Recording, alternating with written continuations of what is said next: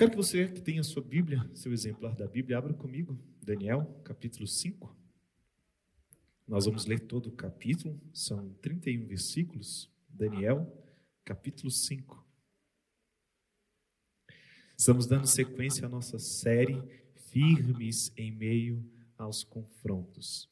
E essa manhã, eu creio que, ou não sei qual horário que você também vai ouvir, assistir essa mensagem, né? Mas eu creio que Deus tem algo para comunicar a nós, segundo a sua própria vontade.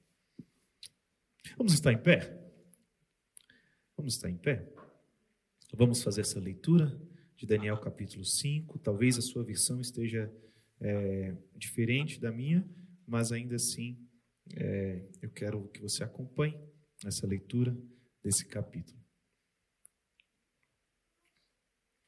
Diz assim Daniel 5.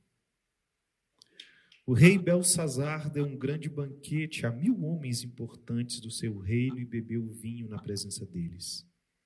Enquanto Belsazar bebia e apreciava o vinho, mandou trazer os utensílios de ouro e de prata que Nabucodonosor, o seu pai, havia tirado do templo para que ele, os homens importantes do reino e as mulheres e concubinas do rei, os usassem para beber vinho. Então trouxeram os utensílios de ouro, que haviam sido tirados do templo da casa de Deus em Jerusalém, e beberam neles o rei, os homens importantes do reino e as mulheres concubinas do rei. Beberam vinho e deram louvores aos deuses de ouro, de prata, de bronze, de ferro, de madeira e de pedra. No mesmo instante, apareceram uns dedos de mão humana que começaram a escrever na parede caiada do palácio real, no lugar iluminado pelo candelabro. E o rei via os dedos que estavam escrevendo. Então o semblante do rei empalideceu e os seus pensamentos o deixaram perturbado. As suas pernas bambearam e os seus joelhos batiam um no outro. O rei ordenou em voz alta que fossem chamados os encantadores, os caldeus e os feiticeiros. O rei disse aos sábios da Babilônia: aquele que ler o que está escrito na parede e me declarar a sua interpretação será vestido de púrpura, receberá uma corrente de ouro para pôr no pescoço e será o terceiro homem mais importante do meu reino. Então entraram todos os sábios do rei, mas não puderam ler o que estava escrito na parede, nem revelar ao rei a sua interpretação. Com isto, o rei Belsazar ficou muito perturbado e o seu semblante se tornou cada vez mais pálido. Os homens importantes do reino estavam perplexos. A rainha mãe, que tinha ouvido os gritos do rei e dos homens importantes do reino, entrou na sala do banquete e disse: que o rei vive eternamente. Não deixe que os seus pensamentos o perturbem, nem fiquem assim tão pálido. Há aqui no seu reino um homem que tem o espírito dos santos deuses. Nos dias de seu pai se achou nele luz, inteligência e sabedoria como a sabedoria dos deuses. O seu pai, o rei Nabucodonosor, sim, o seu pai, ó rei, o constituiu chefe dos magos, dos encantadores, dos caldeus e dos feiticeiros, porque nesse Daniel, a quem o rei tinha dado o nome de Beltesazar, se acharam espírito excelente, conhecimento e inteligência, interpretação de sonhos, declaração de enigmas e solução de casos difíceis. Portanto, chame Daniel e ele dará a interpretação. Veja o que diz agora a partir do versículo 13. Então Daniel foi levado à presença do rei. O rei falou com Daniel e lhe perguntou: você é aquele Daniel dos exilados de Judá, que o rei, meu pai, trouxe de Judá? Tenho ouvido dizer a seu respeito que o Espírito dos deuses está em você e que em você se acham luz, inteligência e excelente sabedoria. Acabam de ser trazidos à minha presença os sábios, os encantadores, para lerem o que está escrito na parede e me darem a sua interpretação. Mas eles não puderam dar a interpretação dessas palavras.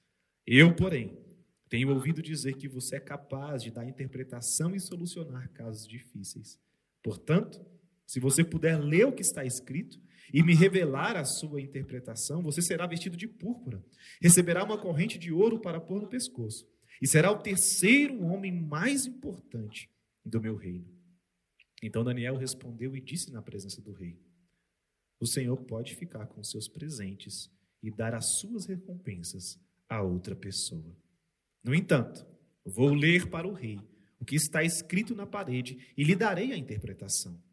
Ó rei, o Deus Altíssimo deu o reino a Nabucodonosor, seu pai, bem como grandeza, glória e majestade. Por causa da grandeza que lhe deu, pessoas de todos os povos, nações e línguas tremiam e temiam diante dele. Matava a quem queria e a quem queria deixava com vida. Exaltava uns e humilhava outros. Mas, quando o coração dele se elevou, o seu espírito se tornou orgulhoso e arrogante. Foi derrubado do seu trono real e perdeu toda a sua glória. Foi expulso do meio dos filhos dos homens. O seu coração foi feito semelhante ao dos animais e passou a morar com os jumentos selvagens. Comia capim com os bois e o seu corpo foi molhado pelo orvalho do céu, até que reconheceu que Deus, o Altíssimo, tem domínio sobre os reinos do mundo e os dá a quem ele quer. Veja só a mudança agora no versículo 22. E o Senhor, rei Belsazar, que é filho de Nabucodonosor, não humilhou o seu coração, mesmo sabendo de tudo isso. Pelo contrário, se levantou contra o Senhor do céu, mandando trazer os utensílios do templo dele para que o Senhor, ó rei, as suas mulheres e concubinas, juntamente com os homens importantes do reino, bebessem vinho neles. Além disso, o Senhor deu louvores aos deuses de prata, de ouro, de bronze, de ferro, de madeira e de pedra, que não veem, não ouvem e não sabem nada. Mas o Senhor não deu glória a Deus, em cuja mão está a sua vida e todos os seus caminhos. É por isso que ele enviou aquela mão que escreveu na parede. E o que está escrito é isto: Mene, Mene, Tekel e Parsim. Esta é a interpretação daquilo. Mene, Deus contou os dias do teu reinado, ó rei, e pôs um fim nele. Tekel, você foi pesado na balança e achado em falta.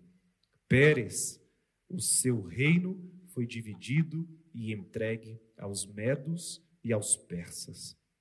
Então Belsazar mandou que vestissem Daniel de púrpura, que lhe pusessem uma corrente de ouro no pescoço, que proclamassem que passaria a ser o terceiro no governo do seu reino. Naquela mesma noite, versículo 30, Belsazar, rei dos caldeus, foi morto. E Dário, o Medo, se apoderou do reino quando tinha mais ou menos 62 anos de idade. Obrigado, Deus, pela tua palavra. Nós cremos que ela é totalmente plena e apta para poder discernir, conduzir, nortear, separar, purificar. Não me deixe atrapalhar o teu Espírito Santo. Fala conosco, por Jesus. Amém. Você pode sentar?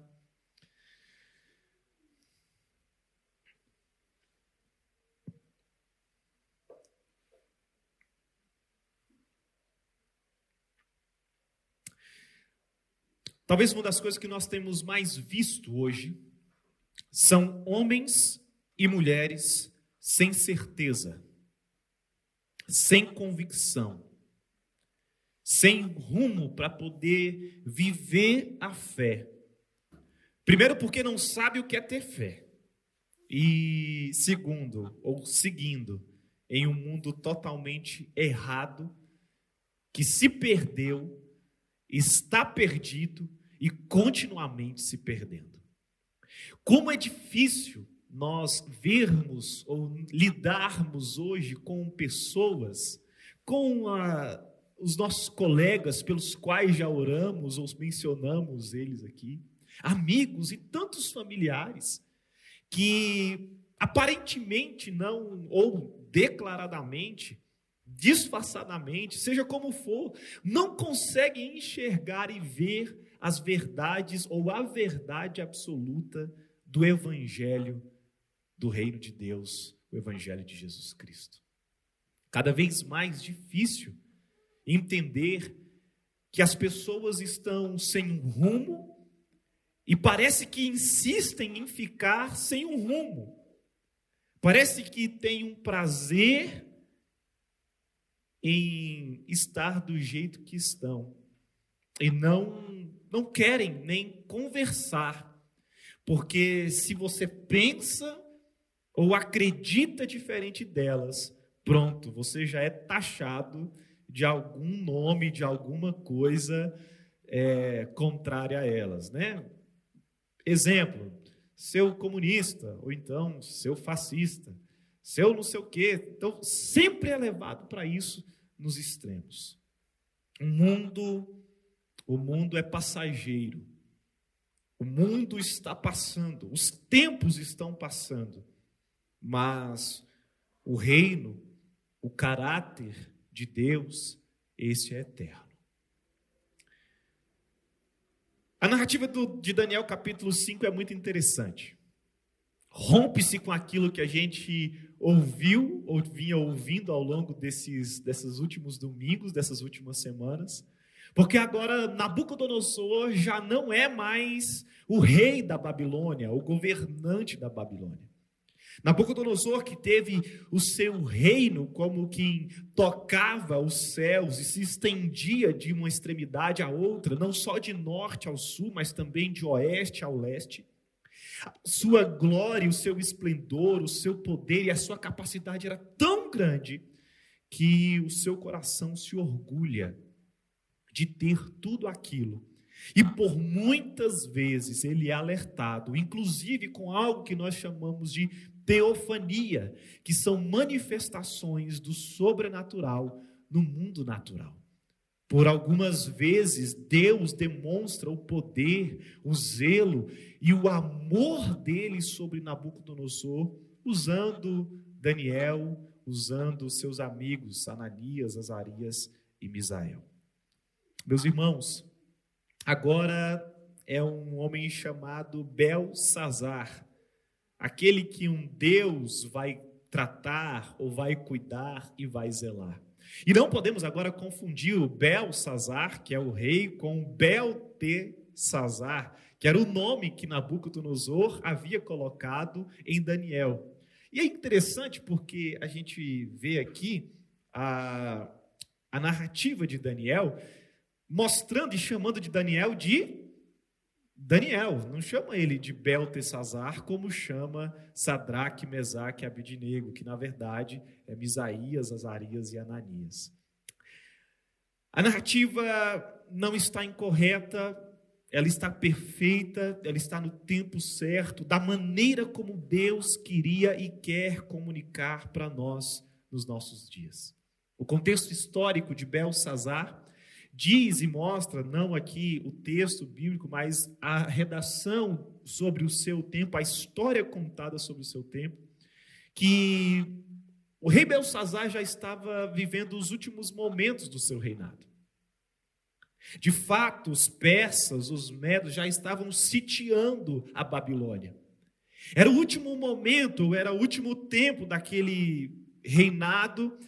E já havia passado alguns anos daquele Nabucodonosor. Inclusive, esse Daniel, que é chamado mais uma vez para a cena, já não é mais aquele menino com a sua cutis, com a sua pele, já igual um rapaz ou um piá. Já é um senhor de idade. Já é um homem experimentado de dias, já é um ancião, já é alguém ali próximo dos seus 80, talvez 80 e alguma coisa, anos de idade. Ele já não chega nessa cena aqui, como nós veremos, já com aquela talvez imaturidade de outrora. Não, agora ele já é um homem experimentado. E esse Belsazar é um rei aparentemente novo, talvez não muito jovem, mas um rei novo, e novo com certeza se comparado a Daniel. Esse rei Belsazar, filho de Nabucodonosor, e a gente pode fazer uma matemática para saber se é filho de fato ou simplesmente da ascendência ou da descendência de Nabucodonosor, mas da linhagem dele, esse filho dele, ele tem alguns costumes que até parecem com o seu pai, Nabucodonosor. A narrativa começa dizendo que Belsazar, ele dá um grande banquete a 1000 homens importantes do seu reinado. Você já deu uma festa? Alguém já deu festa? Não precisa responder. Você já recebeu pessoas na sua casa? Você já observou como que há uma preparação para receber alguém na sua casa? Talvez você não limpe a casa, mas no dia que você vai receber, você limpa. Você não prepara aquela comida, mas no dia que você prepara aquela, você talvez guarde aquelas coisas que você ganhou no seu casamento, aquele prato lá, que ele está guardado, empoeirando, envelhecendo, mas na visita você coloca ele para jogo. São coisas que a gente faz quando a gente vai dar uma festa. Você já deu uma festa para 1000 pessoas? Você já imaginou o trabalho que deve ser dar uma festa para 1000 pessoas? É isso aqui que o rei Belsazar está fazendo. Só que não apenas esses 1000 homens importantes do seu reinado, mas também as suas mulheres, as suas concubinas, o seu harém, né? Todas aquelas pessoas comendo e participando, sobretudo, da bebida, do vinho. Lá pelas tantas, pelas muitas ou poucas, a gente não sabe, aquele vinho começa a subir para a cabeça e descer para o coração. Perdem os sentidos e começam a dar vazão para todos os seus egoísmos, achismos, potencialidades humanas e totalmente carnais. Belsazar, ele manda que trouxessem para eles e para os seus 1000 homens importantes do reinado, os chefes do seu reinado, as pessoas importantes, manda que trouxessem, manda trazer para a presença deles as taças, os objetos que eram consagrados na casa do Senhor, no templo de adoração a Deus. Objetos que eram tipificações ou mostrando o esplendor que era devido somente a Deus. E agora, esse Belsazar, ele está brindando com um vinho que estava sendo usado para se embebedarem. Ele está brindando com aquilo ou com aqueles instrumentos, aqueles utensílios, melhor, que eram utilizados no templo e na adoração ao Deus de Israel. Beberam vinho, deram louvores aos deuses de ouro, de ferro, de prata, de madeira, e não deram louvores a Deus. Que difícil nós pensarmos numa passagem como essa e fazermos um paralelo com os nossos dias. Difícil porque, como lemos agora há pouco, eu estou gostando dessas perguntas quando elas assim, se encaixam no sermão, porque o caminho que leva para o inferno é seguir o tempo suficiente fazendo aquilo que a gente mesmo pensa ou acha. Eu quero repetir de uma outra maneira. Não existe um caminho específico que leva para o inferno. O que leva para o inferno é nós seguirmos fazendo por tempo suficiente aquilo que a gente pensa ou aquilo que a gente acha. Não precisamos cometer grandes pecados, porque a escala de pecado, pecadinho, pecadão é só na música que a gente cantava quando a gente era criança. Já falei isso aqui. Escala de pecado. Pecado beginner. Pecadinho. Pecado para iniciantes. Não, pecado para... Como é que é? Pecado para os experts. Não existe isso. O inferno está cheio de homens e mulheres com pecados pequenos e pecados grandes. E o problema é que não é problema, o pecado é que nós precisamos confessar a Ele. Todos os dias. E com relativa facilidade, nós acabamos elevando os nossos corações contra Deus e pecando contra eles. Homens e mulheres não vão para o inferno porque são grandes pecadores, mas vão para o inferno porque são obstinados e não se arrependem, não perdem perdão, não se humilham diante de Deus. Nós não vamos para o inferno porque somos grandes pecadores, mas porque somos insubmissos e nós não reconhecemos e nós não humilhamos a Deus, diante de Deus. O que está aqui diante de nós é um homem que não aprende com a história de um parente, de um antepassado, de um ancião de dias. Ele não aprendeu com aquilo que passou na história dele. Ele não rompe com aquilo porque ele não se humilha diante de Deus. Os gritos são ouvidos não apenas no palácio. Que gritos são esses? Gritos de desespero.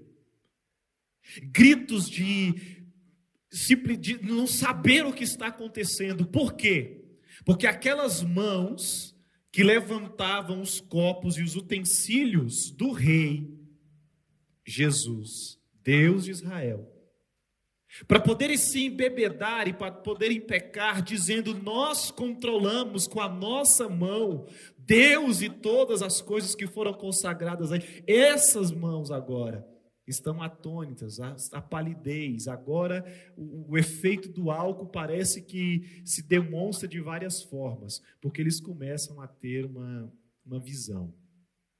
E a visão é de uma mão na parede, uns escritos na parede.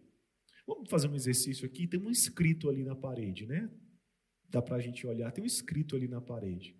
Cremos que a comunicação cristocêntrica da Bíblia, contextualizada com a cultura, pode nos fazer uma igreja local para a glória de Deus. Isso tem que mexer com a gente de alguma certa maneira. Da mesma forma como aquele rei Belsazar e aqueles 1000 homens, mais as mulheres e mais as concubinas, e todas as pessoas ficaram com medo, atônitas. E é engraçado porque um artista, um pintor chamado Rembrandt, ele tentou mostrar um pouquinho daquilo que aconteceu. Vamos ver como é que ele desenhou isso? Olha só. Nós estamos falando de um artista que pinta esse quadro, que inclusive está exposto na National Gallery de Londres. Está exposto lá. E ele pinta um quadro para poder mostrar, primeiro, para ele poder se firmar como pintor na época, porque ele não era Rembrandt ainda na época. E ele pinta esse quadro, a data não é precisa, mas essa é a imagem. Há um escrito, uma mão na parede, o rei Belsazar, seus convidados, as mulheres, enfim, os importantes ali, atônitos com aquilo que está acontecendo. O medo está estampado nos seus rostos. E quantas vezes eu e você ficamos assim? Quantas vezes nós ficamos atônitos com as coisas que estão acontecendo ao nosso redor? Coisas que nós não conseguimos explicar, coisas que nós não conseguimos mostrar, coisas que nós não conseguimos viver no nosso dia a dia, porque nós não sabemos o significado delas. Ficamos com medo, porque muitas vezes nós estamos presos nos nossos brindes a nós mesmos, às nossas coisas, aos nossos egos, às nossas vaidades, a falta de perdão, a falta de domínio próprio, de humilhação diante da potente mão de Deus. Quantas vezes nós gritamos de medo, como aqueles homens gritaram, e os gritos eram tão altos que a mãe de Belsazar ouve.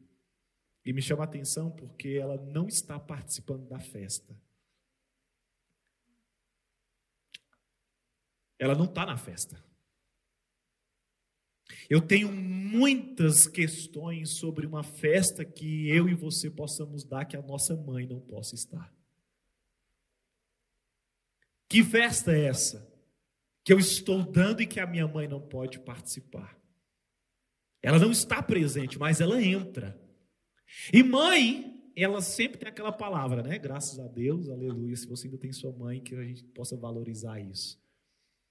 Mãe, ela tem uma palavra, e essa mãe aqui não é diferente. A rainha mãe entra e fala assim: calma, calma, parem os gritos, por que você está pálido desse jeito? E o que antecede essa entrada dela é algo muito interessante. O que antecede a entrada dessa mãe é o momento em que o rei ele está ainda mais transtornado, ainda mais pálido, onde as suas forças já se esvaíram, os seus joelhos estão batendo. Imagina a cena do joelho batendo, todo trêmulo, um corpo trêmulo, diante de uma situação. Belsazar faz como Nabucodonosor fazia. Chama quem? Vamos lá, chama quem? Chama os caldeus, chama os sátrapas, chama os feiticeiros, chama as pessoas que são inteligentes, manda chamar todo mundo. E acontece a mesma coisa que acontece com Nabucodonosor. Belsazar não tem a interpretação, não tem a tradução daquilo que está escrito na parede. Menel, Mene, Tekel, Parsim, não tem. O que isso significa? E ele faz também as mesmas promessas, como se ele ainda tivesse algum poder para dar, para mostrar. Ele faz as mesmas promessas que Nabucodonosor fazia. Vou te dar ouro, vou te dar um colar de ouro, uma corrente para você pendurar no seu pescoço, vou te dar um manto púrpura, vou colocar você como 03 do governo. Vai ter eu, vai ter outro e vai ter você. Essas promessas que são feitas de um lucro fácil, de uma coisa fácil, diante dessas situações, não podem de maneira alguma nos tirar da nossa firmeza diante dos confrontos que nós estamos vivendo. Nós precisamos aprender com aquilo que nós estamos vendo e ouvindo durante esses dias. Os confrontos estão acontecendo aqui, estão acontecendo agora. As dificuldades, os decretos, as promessas estão acontecendo aqui e estão acontecendo agora. Nós estamos vivendo dias de guerras ideológicas, partidárias, de guerras de narrativa, e nós estamos em meio aos confrontos.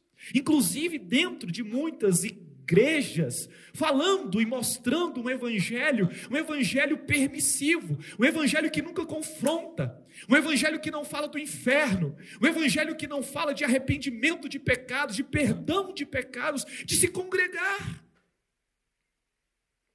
Meus irmãos, eu não quero nem mesmo que uma igreja como essa que está sendo plantada, a gente vai fazer um ano. Eu não quero nem mesmo que seja replicado o modelo de uma igreja como essa, porque eu sei das nossas falhas. Eu quero que a igreja que seja replicada, ou que venha a ser plantada através da Igreja Cristã Evangélica de Curitiba, seja uma igreja que se parece com o reino de Deus, com a glória de Deus, e não simplesmente com a gente, porque nós temos também as nossas falhas.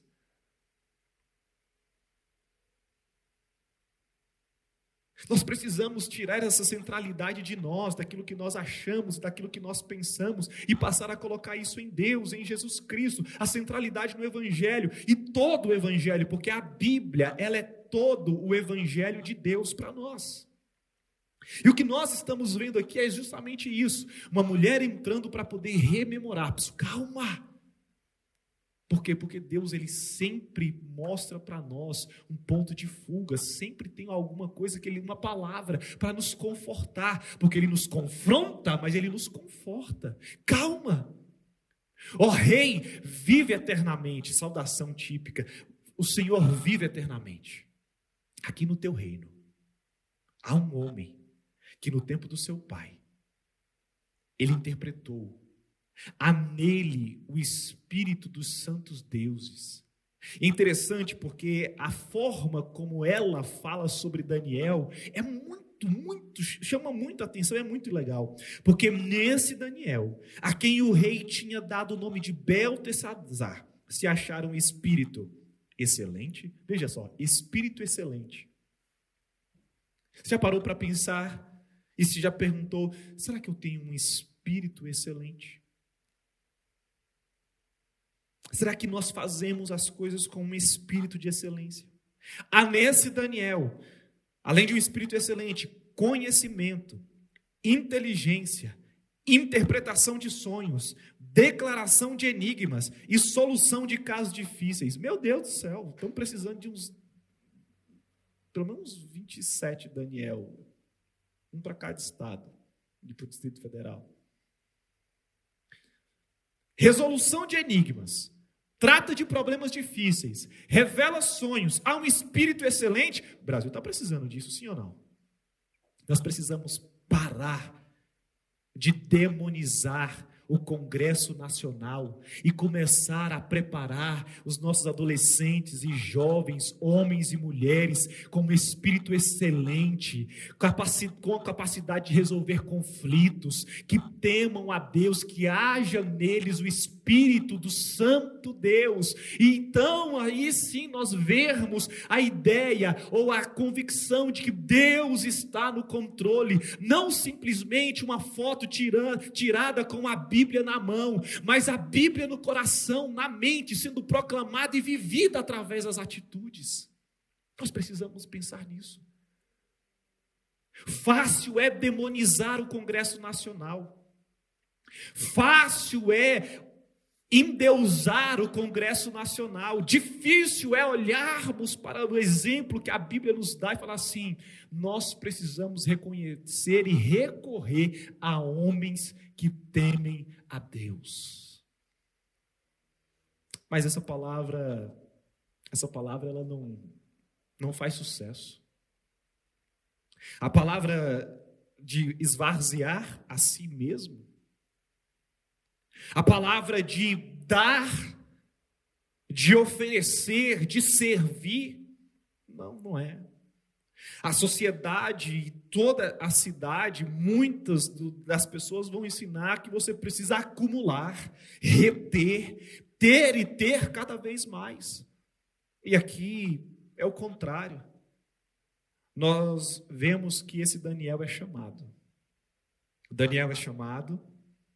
Esse homem que é lembrado pela rainha mãe, agora ele é introduzido à presença de Deus, ele é levado à presença do rei. Daniel já um senhor, ancião de dias, ele me ensina algumas coisas, e a primeira coisa que ele me ensina, ele foi útil a Deus até o fim. Como Daniel foi útil a Deus até o fim?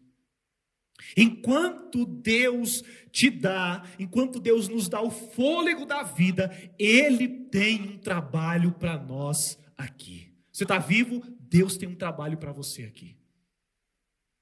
Você está respirando? Deus tem algo para fazer através da sua vida, aqui nesse lugar onde você está plantado, onde você está vivendo, onde você está se locomovendo, onde você está comendo, onde você está sobrevivendo, onde você está se relacionando. Se você está vivo, então você é útil para Deus em alguma coisa. Ele não precisava, talvez, atender ali o pedido, mas ele ainda era um escravo, a gente não pode esquecer disso.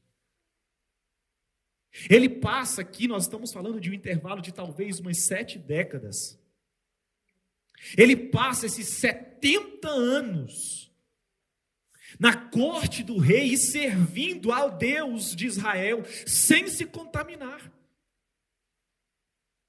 Os momentos extraordinários da sua vida são poucos, não são muitos, mas quando ele é chamado, Senhor Deus, eu quero ser útil, Daniel é útil até o final.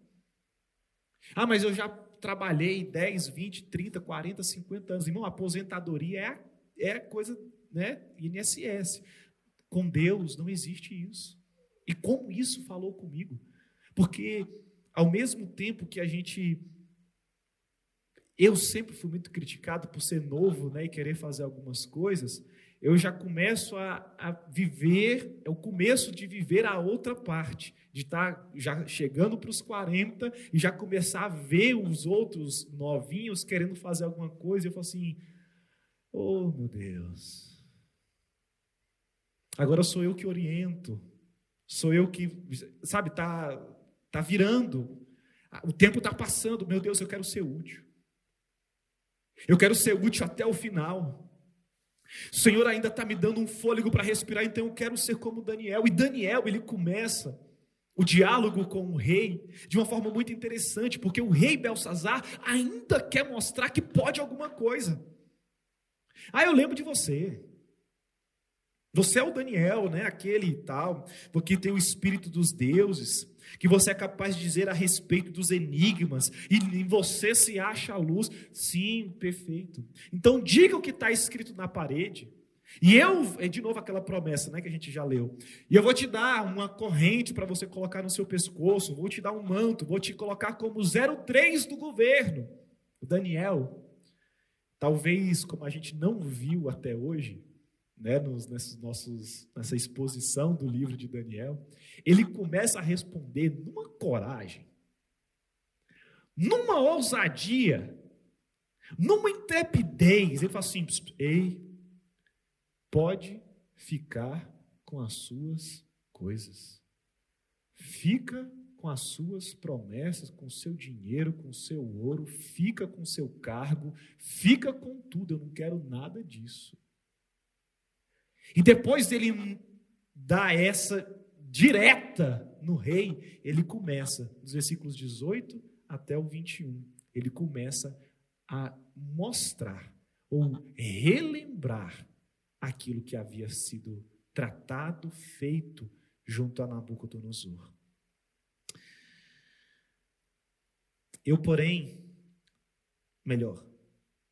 Ó rei, o Deus Altíssimo deu o reino a Nabucodonosor, seu pai, bem como grandeza, glória e majestade.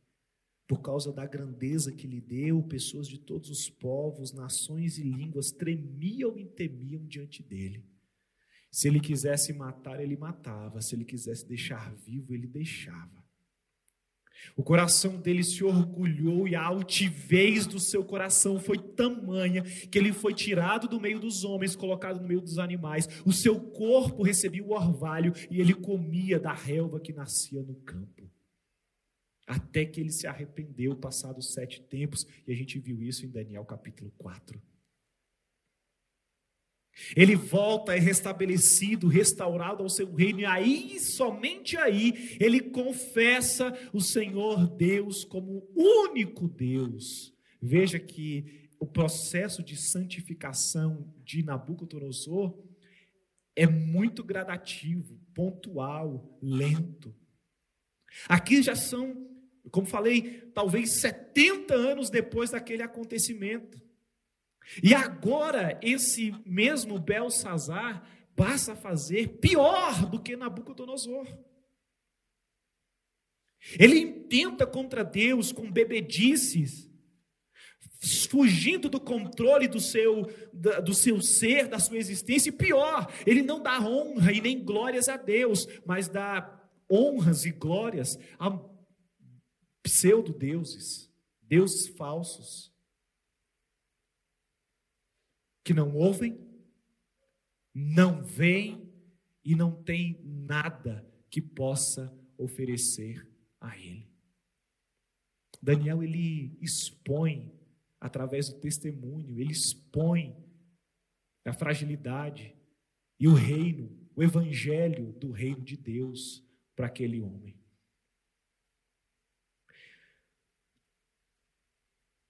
Talvez nós não queiramos também participar daquele cálice da ira de Deus.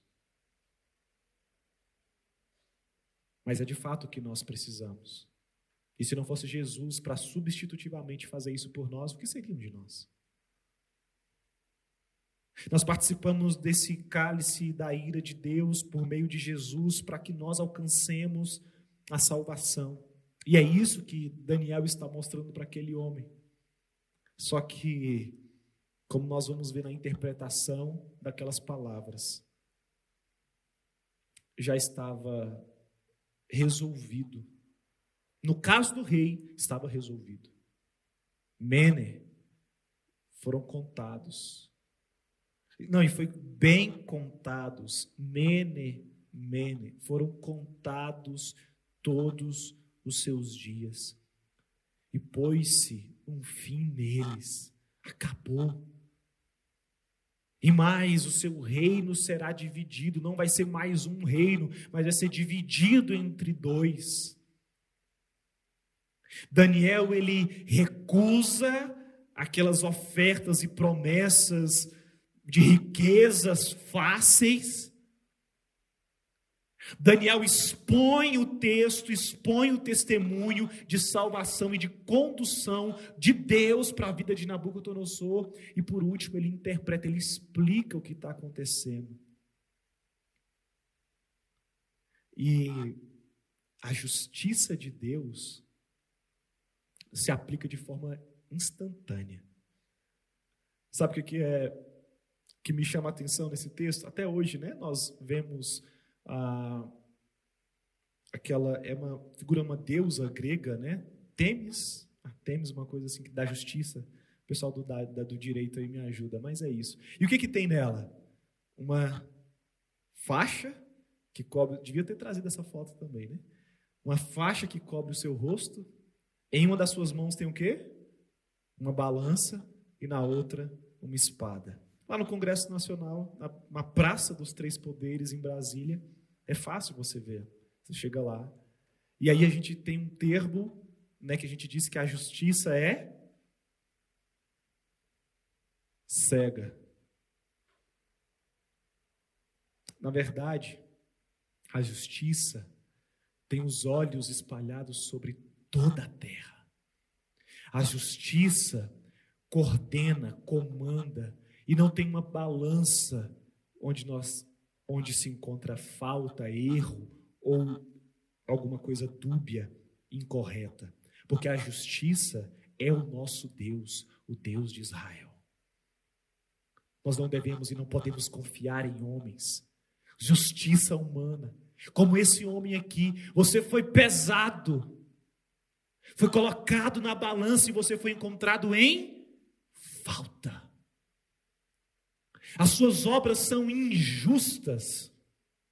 O seu governo é impuro. Não há nada de justo. Não há nenhum justo, né? Para citar o Novo Testamento. Não há nenhum justo, nenhum sequer. A não ser quem? O nosso próprio Deus, por meio de Jesus Cristo. Mas o Deus que comanda, que governa todas as coisas, o Deus de Israel, o Deus de Daniel, esse Deus é justo, é justiça. Ele não erra e não falha. Ele exerce, ele coloca a sua justiça sobre a vida de Belsazar. E naquela mesma noite, ele é encontrado morto. Nem virou o dia, meus irmãos. E ele está morto. A justiça de Deus, ela é sempre no momento certo e exato. Ela nos ensina, ela nos molda. Ela nos leva a entendermos que não somos nossos achismos. Não é a nossa vontade. Não é aquilo que eu acho, não é o que nós achamos, nem nós como nós pensamos. É como Deus diz, é como Ele fala. E será que o seu coração não é tentado à dureza e à arrogância como o de Belsazar?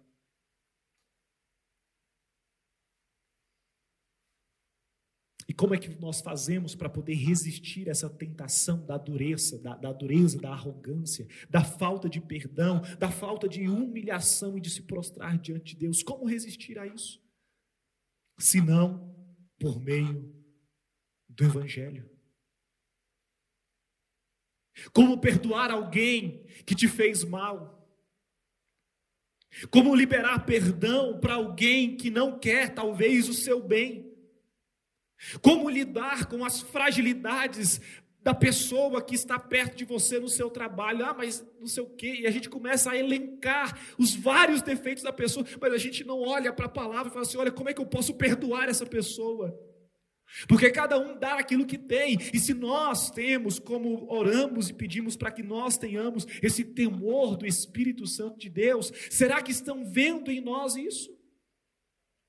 Como resistir e não ter um coração arrogante como esse de Belsazar? Alguém pedante, que pensa que podia controlar Deus ao controlar os utensílios da casa de Deus. Deus, com aquela mão, é interessante, né, essa ideia de mão, com uma mão ele fala: eu estou no controle de todas as coisas. A justiça minha é a perfeita. O tempo de Deus para a sua vida é perfeito. A justiça de Deus para a sua vida é perfeita. Deus não errou ao te colocar na situação que você está. E eu quero que você pense sobre isso. A situação que nós estamos é para que a glória de Deus seja promovida. A justiça foi feita. Belsazar morre na mesma noite. Antes ainda tenta se mostrar, tenta parecer que está no controle. E muitas vezes nós somos tentados a isso, sim ou não? De mostrar que a gente pode alguma coisa, de mostrar os nossos grandes feitos, de dar os banquetes para 1000 homens, mulheres e concubinas, no intuito de querer mostrar e aparecer, ou parecer aquilo que nós não somos. E Deus está nos chamando para um coração humilde, quebrantado, humilhado diante da presença dEle.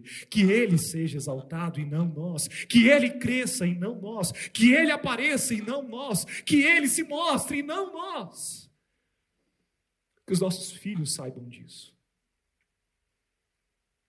Que os filhos dos nossos filhos saibam disso.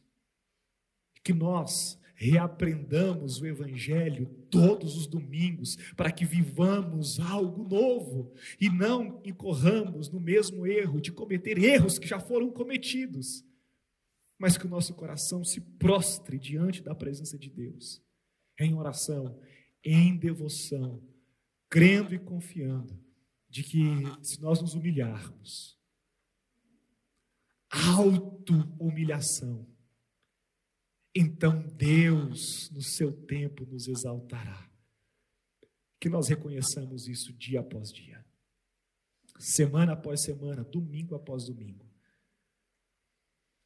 Que nós participemos, não de um cálice de orgulho, de inveja, de arrogância ou prepotência, mas do cálice da ira de Deus, que produziu para nós, por meio de Jesus Cristo, do seu sangue espargido na cruz do Calvário, redenção, purificação e exultação para o nome dEle, para o reino de Deus.